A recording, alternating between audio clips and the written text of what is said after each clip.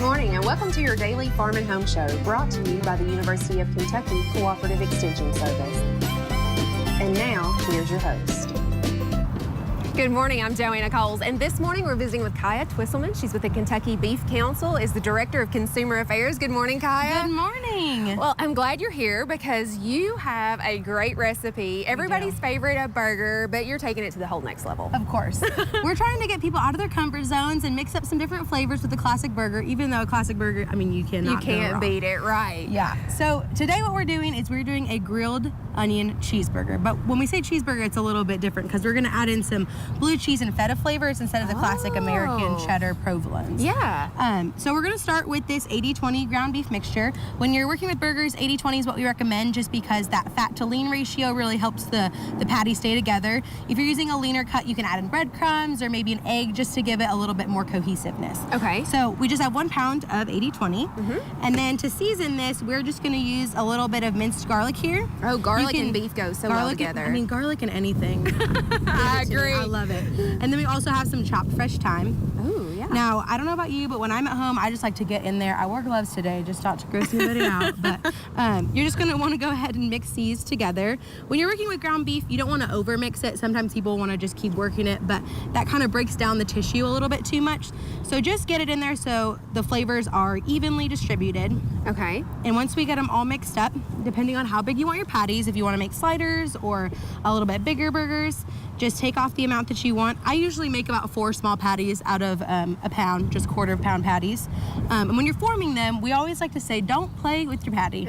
So don't play with it too much. Just get it in a nice round shape, however you like it. And we're just going to go ahead and plate these 4. Okay. And today for our burgers, you can use whatever bun you like. We are suckers for pretzel bun. I don't know about you, but it's one of my favorites. So that's what we're going to use today. I just really like the flavor of them. And when I'm grilling burgers, I like to go ahead and put my bun on the grill too. Give it a little bit of a crisp to it. Make sure it's nice and warmed through. It almost makes the burger just come together. When the bread is warm, absolutely. And somehow, even though you're just putting it on the grill, it makes it seem fancier. I know, right? Give it a little character, put it on the grill, and it makes for a really pretty picture. Definitely. So here we have our 4 patties. And since it's grilling season, I like to grill absolutely everything. So we have some sliced onions here. We just sliced them whole and we left them all together in the little rounds. You can do red or white. We have a little bit of a mixture here. But I'm going to go ahead and put those on the grill as well with the buns and the burgers. And I already have everything's going on. Everything's going on the grill.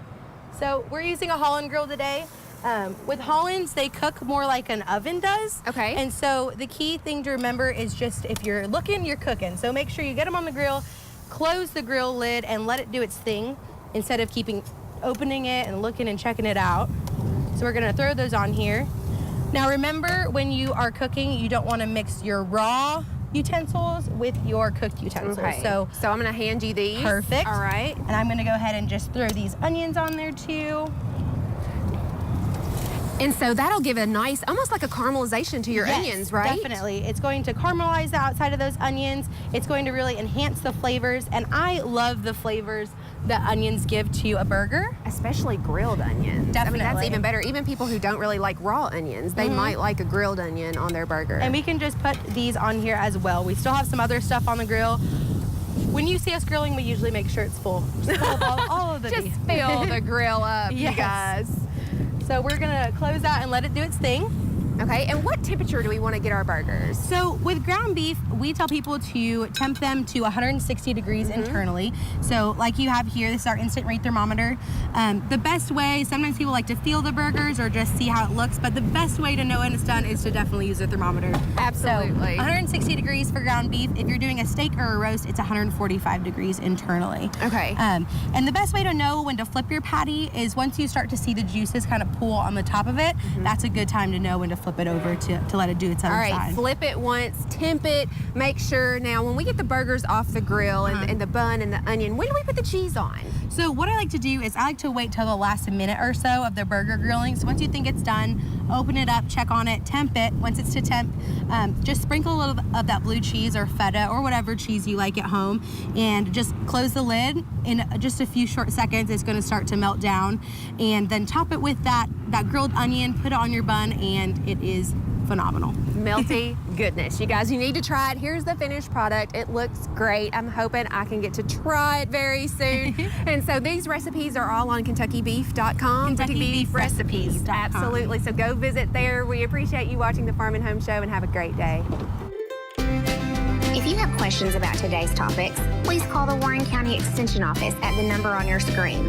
Thanks for watching and have a great day.